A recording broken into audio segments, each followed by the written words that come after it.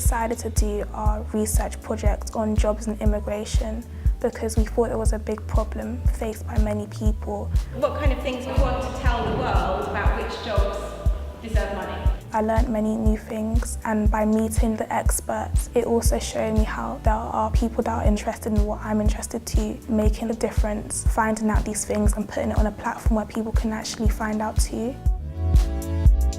Our investigation into hate crime really opened our eyes into the world of policing, and one thing that really took me by surprise is actually the fact that only a small number of crimes ever come to court and get people prosecuted. Hate crime really affects communities, it affects individuals, but a lack of action on hate crime can exacerbate the problem. Before, most of us didn't know that a hate crime is actually something that is defined by the person rather than what a policeman says it is. The first time the far-right group is banned as a terrorist organisation, we didn't have a concept of terrorism until down They've been encouraged to lead their own research in this project, and to be able to pick that process apart is very empowering. They've chosen issues that matter to them, and now hopefully they're able to use that knowledge as citizens, both now and in the future, to effect change themselves. One thing that I learned that surprised me was how different jobs get paid differently. No, teaching gets paid 24,000. Care worker next to youth worker. You don't get paid that. They don't,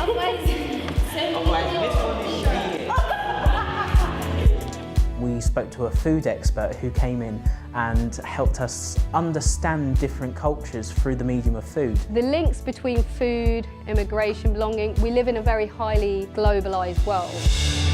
Meeting a refugee firsthand and hearing their story was really interesting because he talked about how he got here and the difficulties that he faced. Think that you have to leave and you're allowed to take only 10 items with you. It really made me think that people actually go through these things, and the reason why they're leaving their country is to look for a better life. This project has really opened my eyes to the fact that questions can draw different pieces of information out by just changing one or two words. One thing that I'll consider doing differently after this project, just being more open-minded, finding out from people that have actually gone to places where people have been affected by these big problems. At the time we chose to do our investigation, acid attacks were just starting to become a thing, and now we see them almost weekly in the news. People should be doing jobs instead of robots. I like to tell other young Londoners there's lots of different jobs and different opportunities out there, and also migration and jobs, they're really changing. What we do, walk, talk, share. Today we've been working with a spoken word poet and we've been putting together a call to action. So far we've made a manifesto of the key points, what we think is important, for example, equality, diversity and hope. We believe a person should be judged on their merit, not on their race or belief or gender. We are committed to open access to all opportunities and to empower people to raise their voice and follow their dreams. We believe it is not only the individual success, but the rise of the body known as a community.